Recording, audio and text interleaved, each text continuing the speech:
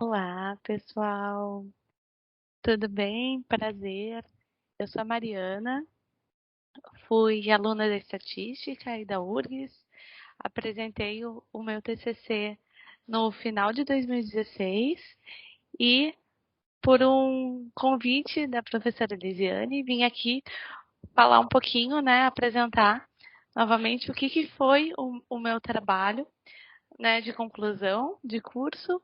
E qualquer dúvida que vocês tiverem, por favor, é só entrar em contato, que eu respondo com o maior prazer. O que foi o trabalho que foi feito, que eu apresentei? Foi sobre métodos de seleção de variáveis em modelos de credit score. Vocês vão ver que eu começo a apresentação falando um pouquinho sobre o que são modelos de credit score, contextualizando a relevância desse tipo de modelo dentro do setor financeiro em avaliações de crédito e depois a gente entra, mais na parte técnica mesmo de por que é tão importante pensar em métodos de seleção de variáveis para esse tipo de modelo nesse contexto. Então, começando um pouquinho falando, do contexto de crédito, o que é, na verdade, o crédito? É, quando uma instituição financeira, por exemplo, coloca um valor à disposição de um tomador de recurso com o compromisso do pagamento em um determinado período de tempo. Então, quando, uma instituição financeira fornece um valor, empresta um valor financeiro para alguém sob condições de pagamento ao longo do tempo. E como é que é feito, a avaliação? Por que é importante fazer uma avaliação? Se utiliza, então, modelos de credit score, utilizando métodos estatísticos, modelos estatísticos, para fazer a avaliação do crédito, Por quê? Porque a partir do resultado do modelo, se avalia se aprova ou se reprova a solicitação de um crédito. Quando se aprova, se dá esse crédito, se aceita e se fornece esse valor emprestado, podem ter duas situações. Uma das situações são os bons clientes que acabam pagando aquela dívida, estabelecida, gerando lucro para a instituição financeira, ou maus clientes, que são aqueles que acabam, trazendo inadimplência, não quitando as suas dívidas, e que aí, se essas dívidas não forem quitadas ao longo do tempo, acabam trazendo um prejuízo para a instituição financeira. Então, não é negócio emprestar dinheiro para quem depois de um determinado período não vai honrar um compromisso e não vai pagar aquele valor acordado. E aí, então, o credit score são modelos, modelos estatísticos que possibilitam que, através da avaliação de diferentes técnicas, consigam combinar diferentes características, diferentes variáveis de potenciais clientes ou de clientes atuais, com o objetivo de predizer e ou classificar o bom e o mau pagador. Então, em geral, esses modelos eles têm como resposta, como variável resposta, a inadimplência, se a pessoa atrasou ou não atrasou, ou pagou ou não pagou as suas dívidas. E aí tem diferentes tipos de técnicas estatísticas para conseguir realizar esse tipo de modelo prevendo essa variável binária. A regressão logística, que foi a técnica escolhida aqui no meu trabalho, análise discriminante, por exemplo, redes neurais, árvores de decisão, enfim, uma série de técnicas que podem ser utilizadas com essa finalidade. E os modelos de credit scoring, eles são utilizados em três diferentes momentos da avaliação do crédito. Eles podem ser utilizados para aprovação de um crédito. Então, quando a pessoa vai solicitar, por exemplo, um empréstimo, um crédito pessoal, e aí para ver se aprova ou não aquela solicitação. Pode ser gerado para avaliação de comportamento ao longo do tempo de um cliente, então aqui se chamam os behavior score, que são de manutenção, a pessoa já tem um crédito tomado, já tem um relacionamento com a instituição financeira, mas para ver como é que ela está se relacionando, se ela está pagando ou não os créditos que ela tem, se está deteriorando esse relacionamento, digamos assim, ou não. E modelos de recuperação, que são de collection score, que é uma vez que a pessoa tenha uma inadimplência, qual é a chance, né, dela acabar pagando se tiver algum tipo de acionamento de cobrança por parte da empresa. Então, esses são os principais tipos de modelo de credit score. Aqui no exemplo que eu vou apresentar para você, na verdade, se testou o modelo aqui, esse de manutenção, que é o de no meio do relacionamento, digamos assim, da instituição financeira com o cliente. E para avaliação dos modelos de credit score, se utiliza, na verdade, diversas métricas de acompanhamento de performance de modelos, que algumas vocês, né, já devem estar bem acostumados, já devem utilizar nas diferentes disciplinas, já ter visto. Então, percentual de acerto, o teste KS é bastante comum de ser utilizado na literatura de credit score. Muitas instituições financeiras usam, tem livros falando sobre isso, inclusive com percentuais adequados, digamos assim, de KS para determinados tipos de modelo de credit score. Então, aqui dando o exemplo, essa é uma tabela de classificação da literatura de percentuais importantes de serem avaliados pela instituição financeira para ver a qualidade dos modelos de behavior. Então, modelos que têm KS menor ou igual a 40 são considerados modelos com baixo nível de discriminação, entre 40 e 50 níveis aceitáveis, entre 40 e 60 bons níveis, entre 60 e 70 muito bom, e acima de 60 excelente, performance mais pouco usual. E outro indicador de desempenho que também é utilizado, mas não tão frequente quanto o KS, porque não tem tantos níveis assim, né, de classificação, né, na literatura do tema de credit score, é a própria curva ROC. E o que acontece dentro do setor financeiro desse tipo de modelo? Os bancos de dados das instituições financeiras são muito grandes, né? Se tem dados de diferentes tipos de movimentação financeira, uso de crédito, cadastro do cliente com a instituição, movimentação de conta, consumo de cartão, pagamento de conta, créditos tomados, informações financeiras, né, de birôs de crédito que se chamam, que são Serasa, SPC.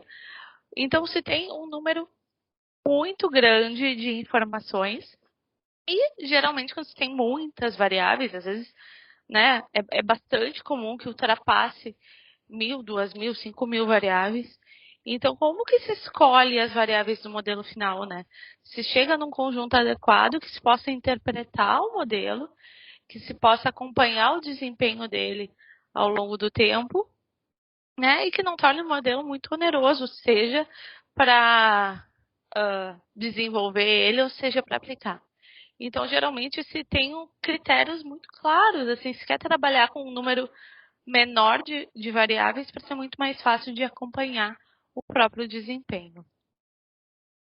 E, então, esse foi o grande objetivo, né, do meu trabalho, foi a partir desse conjunto de dados enorme, de muitas variáveis, testar diferentes métodos de seleção e ver o desempenho deles em termos de precisão, né, de classificação do modelo, de acurácia, para ver qual seria a escolha, digamos assim, mais adequada para atuar. Falando um pouquinho de métodos de seleção de variáveis, né, a gente pode atuar, e tem na literatura, utilizando para seleção análise de componentes principais, né, que então o que a análise de componentes principais ela faz? Ela reduz a dimensionalidade do conjunto de dados, né, diminui o número de colunas de variáveis, fazendo uma combinação linear do conjunto de variáveis que retenha o máximo possível da informação contida nas variáveis originais. Então, parte de um conjunto que tinha muitas colunas para um conjunto bem menor, né, de menor dimensão, e que, segundo Johnson e Whittier, né, num trabalho realizado em 92, grande parte da variabilidade total, ou seja, mais de 70% da variabilidade em geral de conjuntos de dados, eles podem ser explicados por 2 ou 3 componentes principais, ou seja, não precisa, né, utilizar todo aquele conjunto, pode se reduzir dimensionalidade e utilizar. Além desse tipo de solução, né, em modelos como o modelo de regressão logística, por exemplo, existe na maioria dos softwares a possibilidade de se testar o método stepwise, que então ele é utilizado para selecionar quais as variáveis que mais influenciam na resposta de um modelo, visando diminuir o número de variáveis a compor a equação final, né, só ficar com variáveis que sejam estatisticamente significativas. Ele é o mais comum dos métodos de busca sequencial, possibilitando examinar a contribuição adicional de cada variável independente do modelo e ficando, né, no modelo final, digamos assim, na equação final, somente com as variáveis que são significativas, dependendo do nível, né, de significância que for escolhido na hora do desenvolvimento do modelo.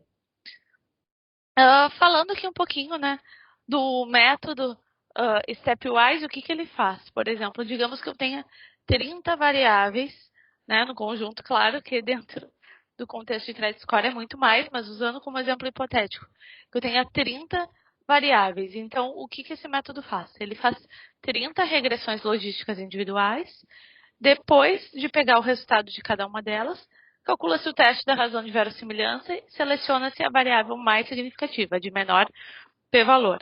V, a variável adicional, ela foi significativa? Se ela foi, reinicia o processo com 29, na verdade, variáveis, mais a variável selecionada na etapa anterior. Então, ele começa a fazer 29 regressões logísticas com, né, 2 variáveis. E vai fazendo até ficar, né, com um conjunto de variáveis onde todas elas sejam significativas, né? Ele pode ir e voltar, tentar testar todas as combinações possíveis, considerando a significância, para chegar no conjunto final de variáveis. E aqui eu vou apresentar um método diferente para vocês, tá, gente? É um método Eilert. Na verdade, ele foi batizado com o nome de um colega que trabalhou comigo já faz um tempinho. E ele desenvolveu, na verdade, esse tipo de algoritmo porque quando se estava construindo os modelos, digamos assim, dentro da instituição financeira que eu atuo atualmente, mesmo utilizando, por exemplo, o método Stepwise, existia um conjunto ainda assim muito grande de variáveis que era difícil de implementar o modelo e acompanhar ao longo do tempo. Principalmente porque se trata de um modelo de Behavior Score, e como eu comentei com vocês, é um modelo que ele é calculado de forma periódica para todos os clientes, ou seja, ele quanto menos variáveis ele tiver, com uma performance boa, melhor, porque é mais fácil de calcular e acompanhar. Até porque às vezes acontece de na hora de puxar uma variável para calcular, às vezes ela não está com uma qualidade tão boa, ela vem de alguns bancos de dados que não foram tão verificados, digamos assim, a qualidade. Então, quanto menor, melhor para conseguir verificar e acompanhar o desempenho de cada variável individualmente. E utilizando o método Stepwise ainda se tinha um conjunto muito grande de variáveis. Então, o que ele fez? Ele propôs um método, que daí utiliza o sobrenome dele, que o que ele faz?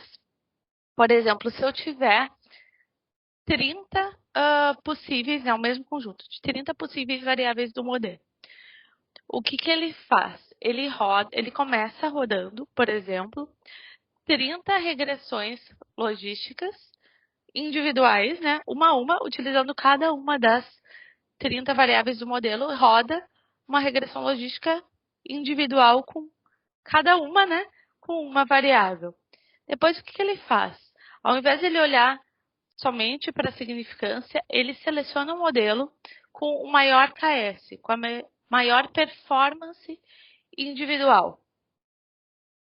Depois, selecionando essa performance, né, esse modelo de uma regressão logística de uma variável com a melhor, com o melhor KS individual, ele acaba voltando no processo, fazendo, por exemplo, 29 regressões logísticas, pegando aí regressões logísticas com duas variáveis, pegando aquele modelo inicial, né, aquela regressão com aquela variável de maior KS e testando com um conjunto de duas variáveis e vendo qual é o melhor conjunto, qual é a melhor regressão logística de duas variáveis que fornece o melhor KS. E ele vai fazendo esse processo interativo até chegar no momento onde ele para, né? Quando que ele para? Quando termina todas as, né? Todo esse looping de interações dos modelos com todas as variáveis. E aí o que que ele faz? Depois de rodar todo esse looping das regressões logísticas, né? E incrementando a quantidade de variáveis a partir do KS, ele seleciona um modelo onde todas as variáveis são significativas, ou seja, elas têm um p-valor menor, por exemplo, do que 0,05, né? Uma significância de 5%, e que o acréscimo de KS em cada interação é superior a 0,1. Ou seja, além de olhar a significância, ele olha a performance final do modelo mesmo, né? Porque não adianta o modelo, todas as variáveis serem significativas, por exemplo, né? Se, nesse caso que ele testou, se a gente não tem um ganho de performance que justifica ter uma quantidade muito importante de variáveis. Então, essa é a proposta do modelo. E aí, então, o objetivo do meu trabalho foi comparar os modelos de credit score utilizando diferentes métodos de seleção. O método da análise de componentes principais, o método stepwise, que é o mais comum, e esse método interativo, né, que foi proposto olhando não somente a significância das variáveis, mas olhando em si a performance delas. E aí, como metodologia, o que se faz, né? Qual é como que é feita a construção, o desenvolvimento de um modelo de credit score? Primeiro se delimita a população, né? Se olha, se chega no conjunto de elegibilidade de clientes para conseguir fazer o modelo. Depois se trabalha na seleção da amostra, então divide o modelo em amostra de desenvolvimento e validação, ou desenvolvimento, validação e teste, dependendo, né, do tipo de modelo a ser construído. Depois faz uma análise preliminar para escolher possíveis variáveis que vão entrar dentro do modelo. Depois se constrói o modelo mesmo, vê qual tipo de técnica estatística vai ser aplicado, qual software vai ser utilizado, se faz a seleção das variáveis independentes e faz a verificação de suposições das técnicas estatísticas. Depois se escolhe o modelo, né, a partir dos modelos que foram criados, se escolhe qual vai ser o modelo a ser de fato aplicado, olhando, né, o percentual de classificação correta das duas amostras, por exemplo, das amostras de desenvolvimento e validação, e o valor do KS e da curva ROC. E depois, claro, se selecionando o modelo, se pensa em passos para a implementação, né? Então, como é que se implementa um modelo de credit score numa instituição financeira? Se faz preparação, né, dos sistemas para ser aplicado, se determina um ponto de corte, por exemplo, para determinar se um cliente é bom ou mau pagador, se faz as indicações e cuidados na utilização do modelo e, além disso, se constrói monitoramento de performance, como eu comentei com vocês, que sempre é necessário que o modelo esteja performando bem, senão é o momento de descontinuar, né, de desenvolver um novo modelo, de ajustar os pesos do modelo existente, enfim, né, se tem essa avaliação de uma forma contínua. E só retornando aqui um pouquinho, se nesse trabalho principalmente se focou nessas duas etapas aqui, né? Na construção do modelo e na escolha do modelo, porque é diretamente onde se testou os métodos diferentes de seleção de variáveis para determinar qual seria a escolha de um modelo que tivesse uma boa performance e um conjunto de variáveis não tão grande assim, para facilitar depois a etapa de implementação. Como metodologia, se fez a seleção de variáveis através de 3 métodos propostos, o Stepwise, o método da análise de componentes principais e esse método Eilert, que foi o método proposto, né, diferente esse algoritmo. Se construiu os modelos com as variáveis selecionadas através de regressão logística, se fez a avaliação dos modelos construídos através do percentual de acerto, do KS e da curva ROC. Como resultados, né, se aplicou os processos de seleção de variáveis. Na análise de componentes principais, então, ficamos com 20 componentes selecionados no final, né, do processo. Com o método Eilert, se ficou com 22. Então, se chegou a 22 variáveis selecionadas no final do modelo. Utilizando o método Stepwise, com 5% de significância, se ficou em 63 variáveis finais. E com o Stepwise a 1% de significância, se chegou a 56.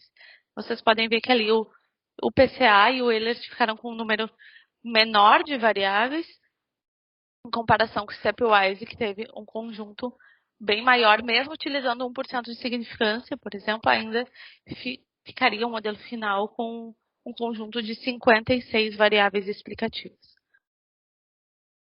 Aí aqui mostrando, né, como é que for o conjunto, comparando os métodos, né, as variáveis que tivemos, por exemplo, em comum entre o método Eilert e o Stepwise, a 1% de significância, o conjunto de variáveis no Stepwise a 5%, o conjunto utilizando o método Eilert e o conjunto de variáveis explicativas finais utilizando análise de componentes principais. E aqui, por exemplo, olhando, né, como eu comentei com vocês, o KS, né, a performance do modelo obtida através do método Eilert. Então, o que nós temos aqui no eixo X? O número de variáveis selecionadas pelo método e no eixo Y, o KS, a performance do modelo. Então, o que a gente vê aqui? Né, o método ficou com um pouquinho mais de 20 variáveis, né, na seleção final.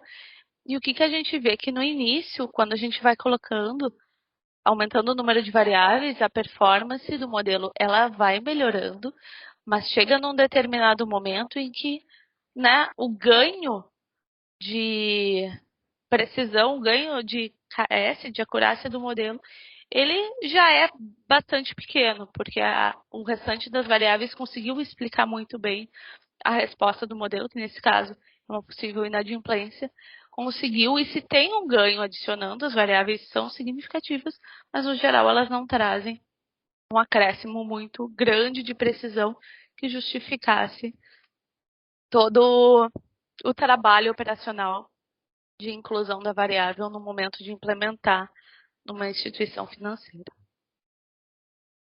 Aí aqui, então, já o desempenho dos métodos de seleção na amostra de desenvolvimento, né? Foi feita uma amostra de desenvolvimento e uma de validação. Então, aqui no PCA ficamos com 20, né? 20 componentes no final, com uma performance de 56,41. Se vocês lembrarem, até tinha lá no começo o que era a tabela de referência, né, que a literatura de Credit Score traz, que entre 50 e 60 a gente tem modelos já com uma performance considerada boa. Então, ficou em 56,41, com uma ROC de 0,85, um percentual de acerto de 93,6. Utilizando o método Eilert, esse algoritmo, chegamos em 22 variáveis finais escolhidas, com um KS um pouquinho acima, de 57,11, uma ROC de 0,85 e um percentual de acerto de 93,62. Utilizando o método Stepwise, 63 variáveis, um KS de 57,98, uma ROC de 0,86, um percentual de acerto de 93,68. No método Stepwise a 1% de significância, né, ficamos com 56 variáveis finais, KS de 57,85, uma ROC de 0,865 e um percentual de acerto de 93,68.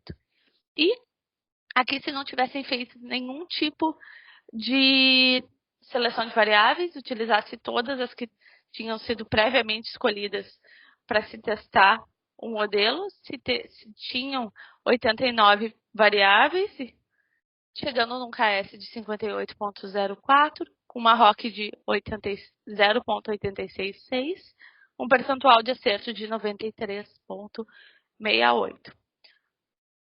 Ou seja, utilizando todo o conjunto de variáveis, né, as 89, estes seriam os resultados finais do modelo. E aqui os resultados individuais fazendo essa seleção.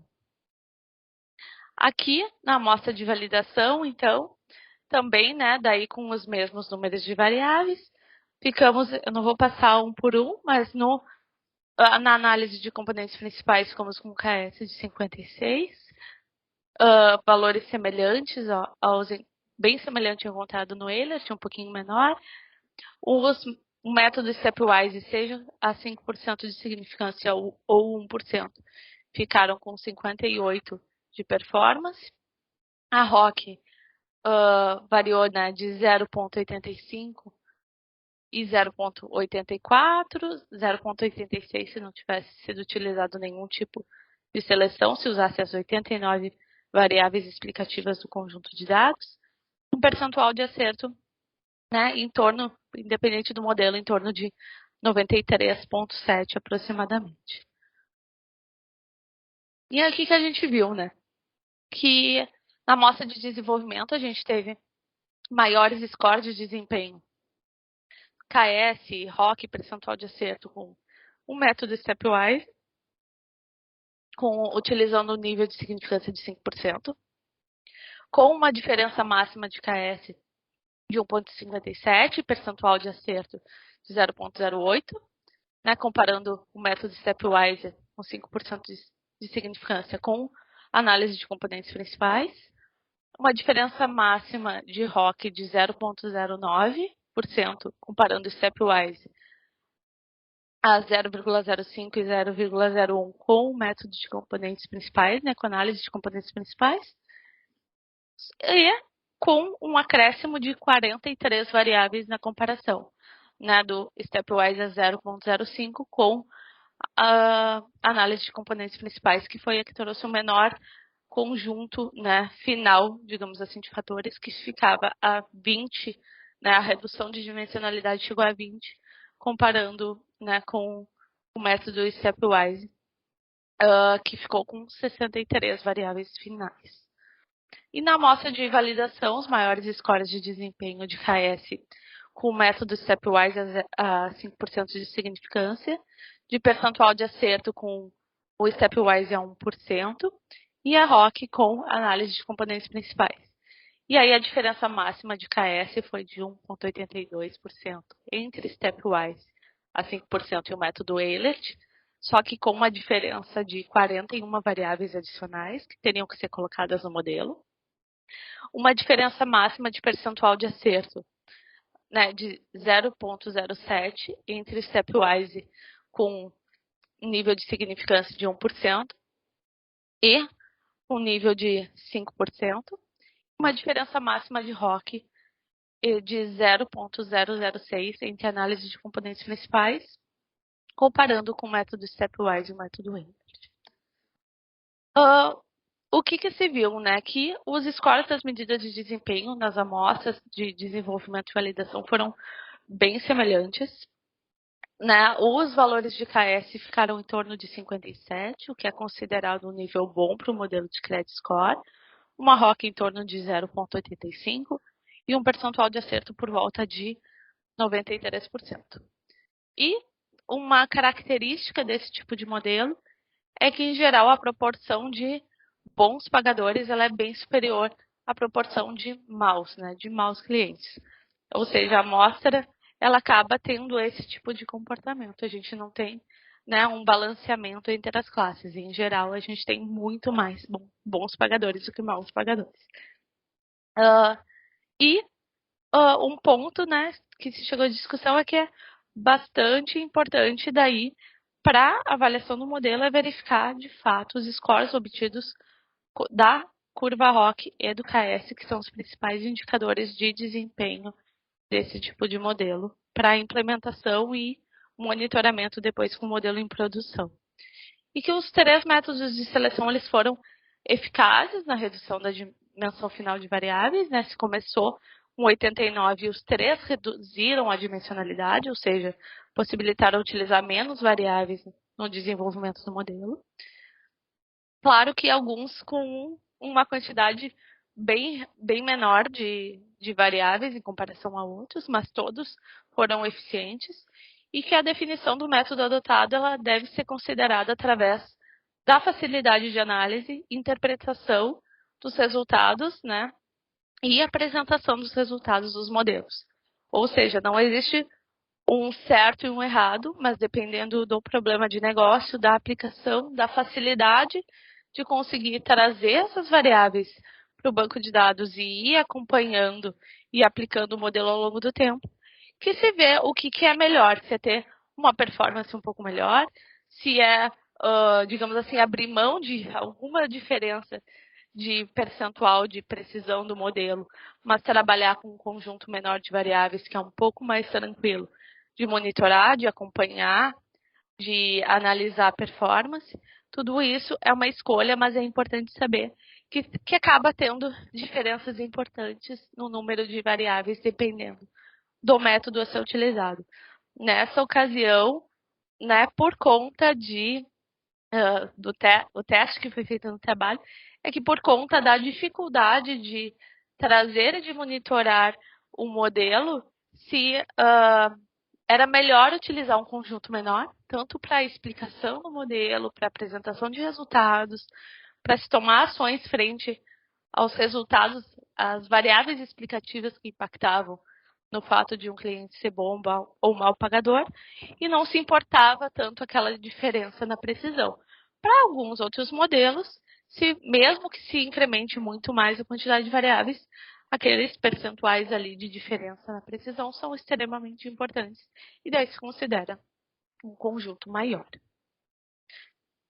Para melhor análise, é necessário utilizar o mesmo número de variáveis finais, né? Então, assim, a gente viu que ficou, por exemplo, a análise dos componentes principais, o método Eilert, ficou com menos variáveis do que os stepwise. Então, claro que se tem uma diferença de performance e de precisão, porque eles também têm números de variáveis diferentes, mas a ideia era utilizar aqui a resposta bruta e comparar para ver qual que trazia um custo-benefício melhor. Mas se a gente quiser comparar de fato a precisão em si, o ideal é que eles cheguem no mesmo conjunto de dados e a gente avalie para ver precisão mesmo qual que seria o melhor. E os métodos Stepwise e o Eilert apresentaram semelhança das escolhas das variáveis. Né? Ficaram com um conjunto semelhante, claro que o Stepwise bem mais, mas sugere-se a construção de modelos que incluam variáveis indicadas por 2 ou mais métodos de seleção. Então, até comparar esses diferentes modelos, as variáveis que foram selecionadas, se foram importantes para vários, utilizando vários tipos de métodos de seleção, então realmente são as preditoras para a resposta de interesse que se quer. Então, gente, é isso. Qualquer dúvida, entre em contato, tá aqui o meu e-mail. Fiquei muito feliz de poder ajudar vocês a apresentar o meu trabalho. E qualquer coisa é só entrar em contato. Um beijo grande. Tchau, tchau.